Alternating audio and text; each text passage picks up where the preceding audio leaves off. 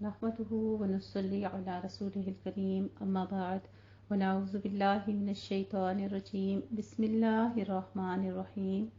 اللهم صل وسلم على سيدنا محمد النبي الأمي وآله وأصحابه أجمعين رب اشرح لي صدري ويسر لي أمري واحلل عقدة من لساني يفقهوا قولي رب زدني علما رب يسر ولا تعسر وتمم الخير اللهم فقهنا في الدين إياك نعبد وإياك نستعين اهدنا الصراط المستقيم آمین یا ربنا آمین اما بعد رمضان المبارک میں سخاوت اور نیک اعمال کی کثرت اور آخری عشرہ میں مزید اضافہ۔ حضرت عبداللہ بن عباس رضی اللہ تعالی عنہما سے روایت ہے کہ رسول اللہ صلی اللہ علیہ وآلہ وسلم لوگوں میں سب سے بڑھ کر سخی تھے اور جبرائیل امین آپ صلی اللہ علیہ وآلہ وسلم کو آ کر ملتے تو اور بھی زیادہ سخاوت کرنے والے ہو جاتے،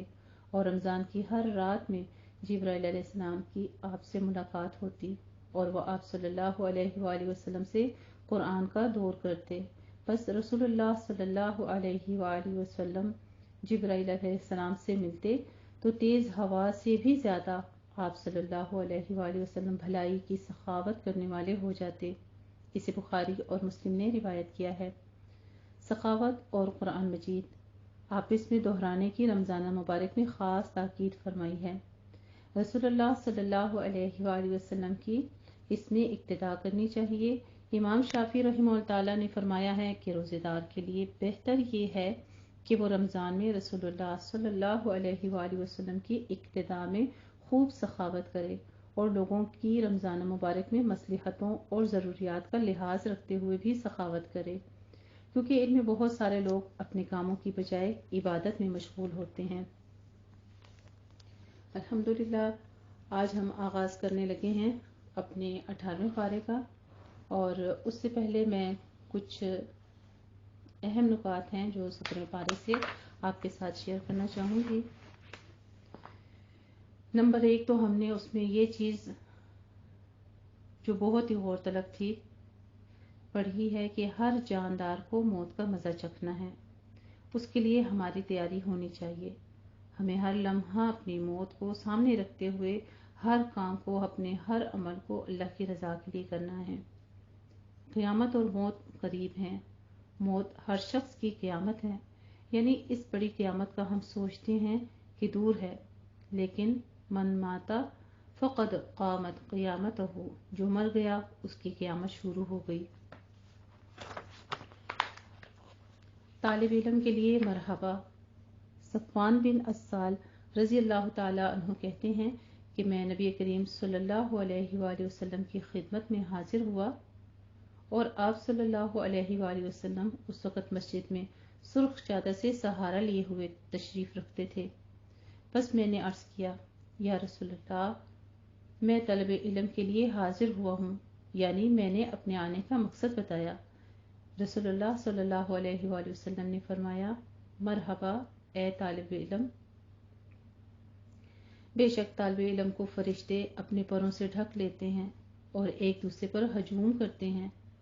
یہاں تک کہ آسمان دنیا تک پہنچ جاتے ہیں، اس چیز کی محبت کی وجہ سے جس کو وہ طلب کرتا ہے۔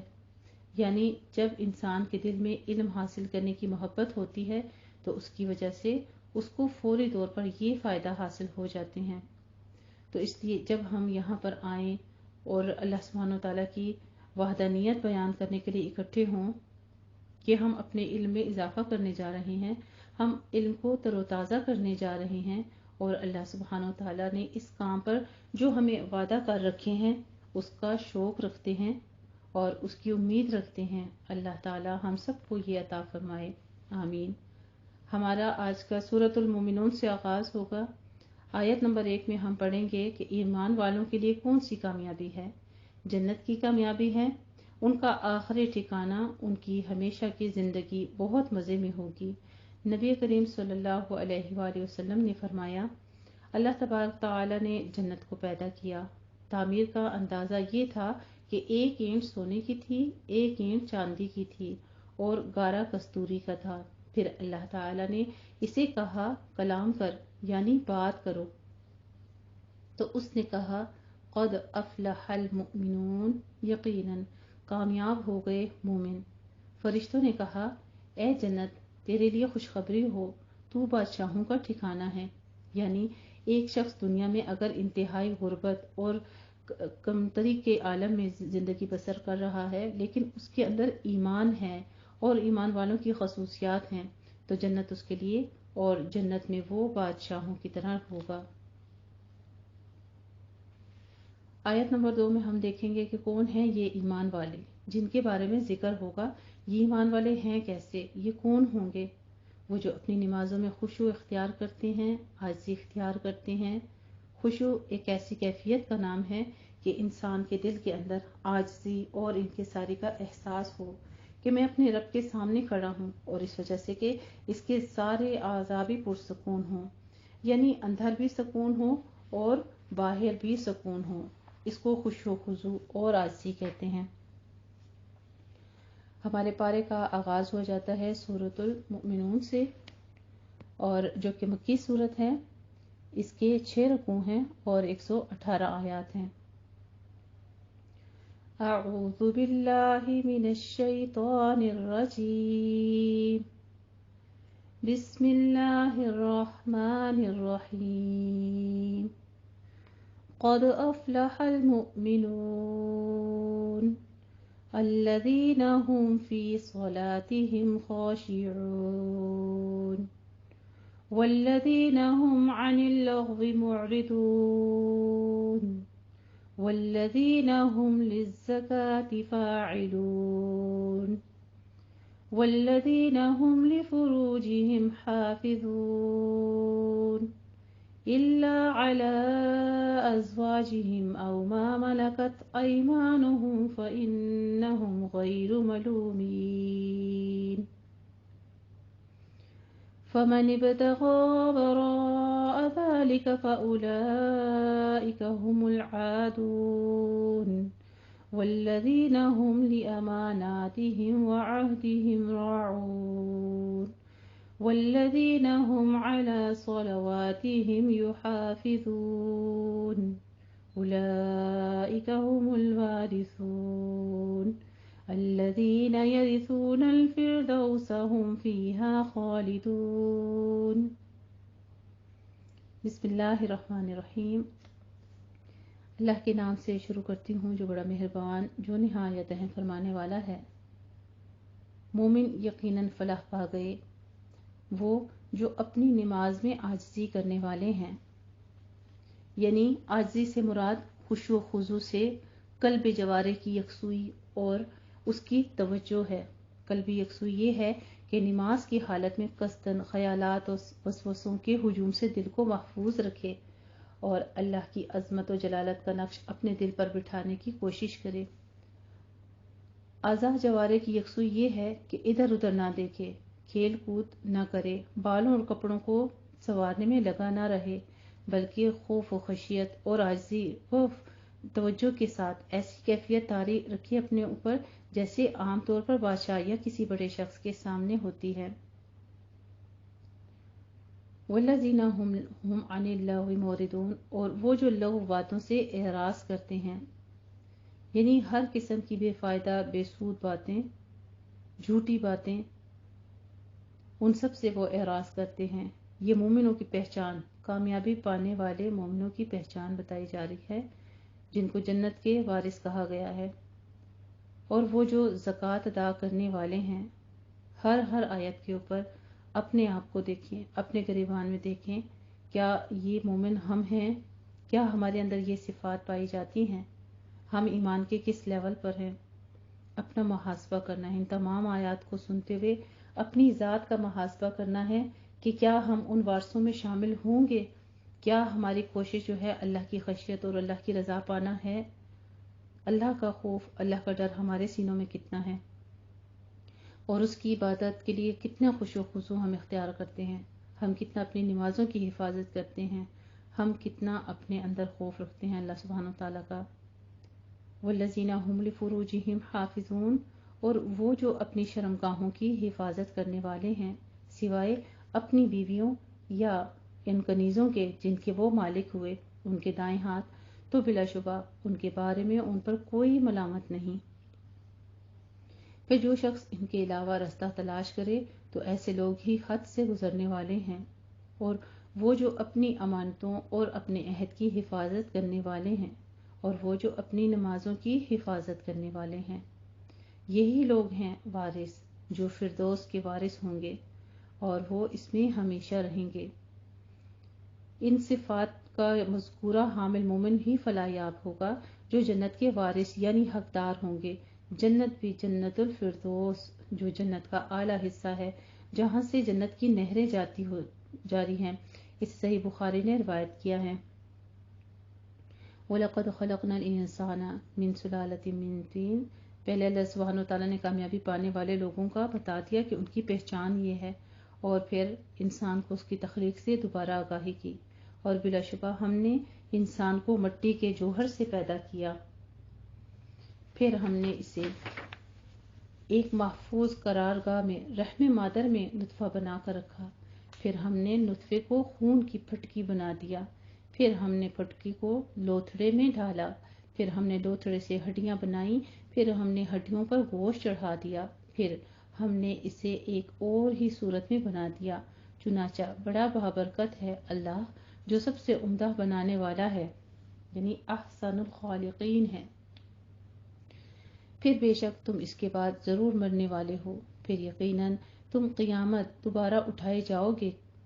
اور بلا شبہ ہم نے تمہارے اوپر 7 تہ بتہ آسمان پیدا کیے، اور ہم اپنی مخلوق سے غافل نہیں ہیں، اور ہم نے آسمان سے ایک خاص اندازے سے پانی نازل کیا، پھر ہم نے اسے زمین میں ٹھہرایا، اور بلا شبہ ہم اسے لے جانے پر بھی یقیناً قادر ہیں۔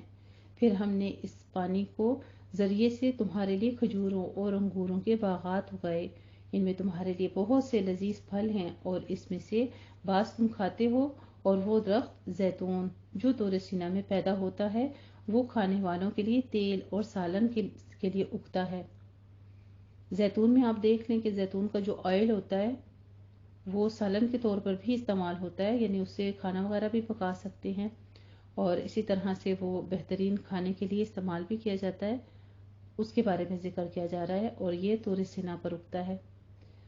وَإِنَّ لَكُمْ فِي الْأَنْعَامِ لَعِبْرَةً، اور بلا شبہ تمہارے لیے چوپایوں میں ضرور سامان عبرت ہے، ہم تمہیں اس میں سے پلاتے ہیں جو ان کے پیٹوں میں دودھ ہے، اور تمہارے لیے ان میں کثیر منافع ہیں، اور ان میں سے بعض کو تم کھاتے ہو، اور ان چوپایوں پر کشتیوں پر تم سوار بھی کیے جاتے ہو۔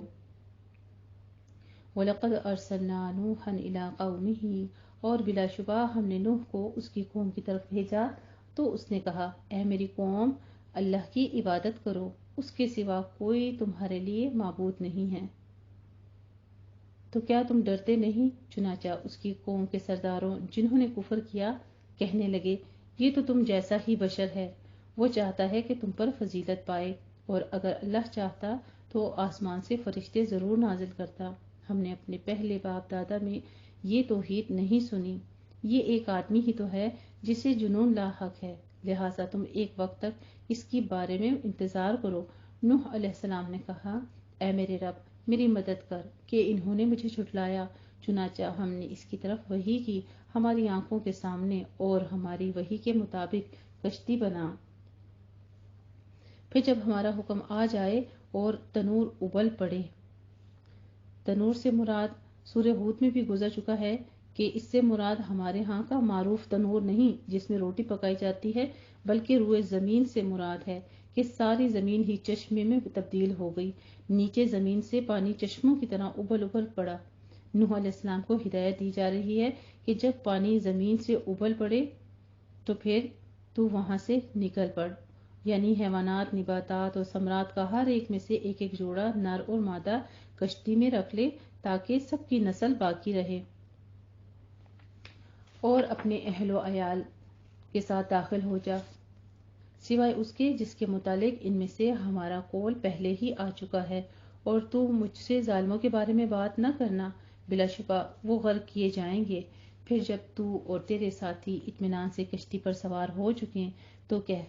تمام حمد اللہ ہی کے لیے ہے۔ فقل الحمد للہ الذی نجانا من القوم الظالمین، تمام حمد اللہ ہی کے لیے ہے جس نے ہمیں ظالم قوم سے نجات دی۔ وقل رب انزلنی منزلا مبارکا وانت خیر المنزلین، بہت ہی خوبصورت دعا ہے یہ بھی۔ اور کہہ اے میرے رب تو مجھے بابرکت اتارنا اور تو سب سے بہتر اتارنے والا ہے۔ بے شک اس واقعے میں بھی نشانیاں ہیں اور بلا شبہ ہم ہی آزمانے والے ہیں۔ پھر ہم نے ان کے بعد ایک دوسری امت پیدا کی، چنانچہ ہم نے انہی میں سے ایک رسول بھیجا کہ تم اللہ کی عبادت کرو، اس کے سوا تمہارے لیے کوئی معبود نہیں، پھر کیا تم ڈرتے نہیں؟ افلا تتقون۔ وقال الملأ من قومه الذين كفروا، اور اس کی قوم کے سرداروں نے کہا جنہوں نے کفر کیا اور ہماری آخرت کی ملاقات جھٹلائی، اور ہم نے انہیں دنیاوی زندگی میں خوشحالی دی تھی، کہ یہ تم جیسا ایک بشر ہی تو ہے، اور وہ اس میں سے کھاتا ہے جس میں سے تم کھاتے ہو، اور وہ اس میں سے پیتا ہے جس میں سے تم پیتے ہو، اور اگر تم نے اپنے ہی جیسے بشر کی اطاعت کی تو بلا شبہ تم اس وقت خسارہ پانے والے ہوگے۔ وہ خسارہ یہی ہے کہ اپنے ہی جیسے انسان کو رسول مان کر تم اس کی فضیلت و برتری کو تسلیم کر لو گے، جبکہ ایک بشر دوسرے بشر سے افضل کیوں کر ہو سکتا ہے؟ یہی وہ مغالطہ ہے جو منکرین بشریت رسول کے دماغوں میں رہا تھا۔ حالانکہ اللہ تعالیٰ جس بشر کو رسالت کے لیے چن لیتا ہے تو وہ اس وحی رسالت کی وجہ سے دوسرے تمام غیر نبی انسانوں سے شرف و فضل میں بہت بالا اور نہایت عرفہ ہو جاتا ہے۔ اَیَعِدُکُمْ أَنَّکُمْ اِذَا مِتُّمْ وَکُنْتُمْ تُرَابًا، کیا وہ تمہیں وعدہ دیتا ہے کہ بے شک جب تم مر گئے اور مٹی ہڈیاں ہو گئے تو بلا شبہ تم زندہ نکالے جاؤ گے؟ دور ہے، دور رہیں، دور رہیں، ہائے ہاتھ لما توعدون، دور رہیں وہ جو تم وعدہ دیے جاتے ہو۔ ان ہی الا حیاتنا الدنیا، یہ ہماری دنیاوی زندگی ہی تو سب کچھ ہے جس میں ہم مرتے اور زندہ رہتے ہیں اور ہم دوبارہ اٹھائے جانے والے نہیں۔ ان ہوا الا رجل افترا، وہ ایک شخص ہی تو ہے جس نے اللہ پر جھوٹ گھڑا ہے اور ہم اس پر ایمان لانے والے نہیں۔ اس رسول نے کہا اے میرے رب تو میری مدد فرما، انہوں نے میری تکذیب کی۔ اللہ سبحانہ وتعالیٰ نے فرمایا بلا شبہ تھوڑے دنوں میں وہ اپنے کیے پر ضرور نادم ہوں گے۔ پھر انہیں واقعی چنگھاڑ نے آ پکڑا، پھر ہم نے انہیں خس و خاشاک کر دیا۔ چنانچہ دوری ظالم لوگوں کے لیے ہے۔ پھر ہم نے ان کے بعد دوسری امتیں پیدا کی، کوئی بھی امت اپنے مقرر وقت سے آگے نہیں نکل سکتی اور نہ وہ پیچھے رہ سکتی ہے۔ پھر ہم لگاتار اپنے رسول بھیجتے رہے، جب بھی کسی امت کے پاس ان کا رسول آیا تو انہوں نے اس کی تکذیب کی، پھر ہم ایک کے پیچھے دوسری قوم کو ہلاک کرتے رہے اور ہم نے انہیں افسانے بنا دیا۔ چنانچہ ان لوگوں کے لیے دوری ہے جو ایمان نہیں لاتے۔ پھر ہم نے موسیٰ علیہ السلام کو اور اس کے بھائی ہارون کو اپنی نشانیوں اور کھلی دلیل کے ساتھ بھیجا فرعون اور اس کے درباریوں کی طرف، پھر انہوں نے تکبر کیا، وہ سرکش لوگ تھے۔ چنانچہ وہ کہنے لگے کیا ہم اپنی ہی طرح کے دو انسانوں پر ایمان لائیں جبکہ ان دونوں کی قوم ہمارے غلام ماتحت ہے؟ پھر انہوں نے ان دونوں کو جھٹلایا تو وہ بلا ہلاک ہونے والوں میں سے ہو گئے۔ اور بلا شبہ ہم نے موسیٰ علیہ السلام کو کتاب دی تاکہ وہ لوگ ہدایت پائیں، اور ہم نے عیسیٰ علیہ السلام ابن مریم کو اور اس کی ماں کو عظیم الشان نشانی بنایا اور ایک سکون اور جاری چشمے والی بلند جگہ پر ان دونوں کو ٹھکانہ دیا۔ یا ایھا الرسل کلوا من الطیبات واعملوا صالحا، انبیاء کرام کو رسولوں کو بھی یہ حکم تھا، تو پھر ہم عام لوگوں کے لیے کیا ایسا نہیں ہونا چاہیے؟ فرمایا اے رسولو تم پاکیزہ چیزوں میں سے کھاؤ اور نیک عمل کرو، بے شک تم جو عمل کرتے ہو میں اسے خوب جانتا ہوں، اور بلا شبہ یہ تمہارا دین ایک ہی دین ہے، امتکم امتا واحدہ، یعنی تم سب ایک ہی دین پر ہو اور میں تمہارا رب ہوں، لہٰذا تم مجھ ہی سے ڈرو۔ پھر انہوں نے اپنا معاملہ آپس میں ٹکڑے ٹکڑے کر ڈالا اور ہر فرقے کے پاس جو کچھ ہے وہ اسی پر خوش و فراخاں ہو گئے۔ چنانچہ اے نبی کریم صلی اللہ علیہ وآلہ وسلم، آپ انہیں ان کی غفلت میں ایک مقررہ وقت تک چھوڑ دیں، کیا وہ سمجھتے ہیں کہ بے شک ہم جو بھی ان کے مال اور اولاد میں اضافہ کیے جا رہے ہیں تو کیا ہم ان کے لیے بھلائیوں میں جلدی کر رہے ہیں؟ لا یشعرون بل لا یشعرون، نہیں بلکہ وہ اصل حقیقت کا شعور ہی نہیں رکھتے۔ بے شک جو لوگ اپنے رب کے خوف سے ڈرتے رہتے ہیں اور جو لوگ اپنے رب کی آیات پر ایمان لاتے ہیں اور جو لوگ اپنے رب کے ساتھ کسی کو شریک نہیں ٹھہراتے، والذین یؤتون ما آتوا وقلوبہم وجلۃ، اور جو لوگ اللہ کی راہ میں دیتے ہیں اور جو کچھ بھی وہ دیتے ہیں تو اس طرح کہ ان کے دل خوف زدہ ہوتے ہیں کہ بے شک وہ اپنے رب کی طرف لوٹنے والے ہیں، یہی لوگ بھلائیوں میں جلدی کرتے ہیں، وہ ان میں باہم سبقت کرنے والے ہیں، اور ہم کسی نفس کو اس کی طاقت سے زیادہ تکلیف نہیں دیتے، اور ہمارے پاس ایک ایسی کتاب نام اعمال ہے جو ہر شخص کا حال ٹھیک ٹھیک بولے گی اور ان پر ظلم نہیں کیا جائے گا، بلکہ ان کفار کے دل اس قرآن سے جہالت و غفلت میں ہیں، اور اس کے علاوہ بھی ان کے کئی برے اعمال ہیں جنہیں وہ کرنے والے ہیں۔ حَتَّى إِذَا أَخَذْنَا مُتْرَفِيهِمْ بِالْعَذَابِ، حتیٰ کہ جب ہم نے ان کے خوشحال یعنی عیاش لوگوں کو عذاب میں پکڑ لیا، اور جب ہم پکڑیں گے تو اس وقت وہ چیخ پکاریں گے، کہا جائے گا آج مت چیخو، یقیناً تم ہماری طرف سے مدد نہیں کیے جاؤ گے، تحقیق میری آیات تم پر تلاوت کی جاتی تھی تو تم اپنی ایڑیوں کے بل پھر جاتے تھے، تکبر کرتے تھے اور اس کے بارے میں افسانہ خوانی کرتے تھے، تم بےہودہ کوئی کرتے تھے۔ کیا پھر انہوں نے قرآن میں تدبر نہیں کیا، یا پھر ان کے پاس وہ چیز آ گئی جو ان کے لیے باپ اور ان کے پہلے باپ دادا کے پاس نہیں آئی تھی، یا انہوں نے اپنے رسول کو نہیں پہچانا لہٰذا وہ اس کے منکر ہیں، یا وہ کہتے ہیں کہ اسے جنون ہے، نہیں بلکہ وہ ان کے پاس حق لایا ہے اور ان کے اکثر حق کو ناپسند کرتے ہیں، اور اگر حق ان کی خواہشات کی پیروی کرے تو آسمان اور زمین اور جو ان میں ہے سب تباہ و برباد ہو جائے، بلکہ ہم ان کے پاس ان کے لیے نصیحت لائے ہیں اور وہ اپنی ہی نصیحت سے اعراض کر رہے ہیں۔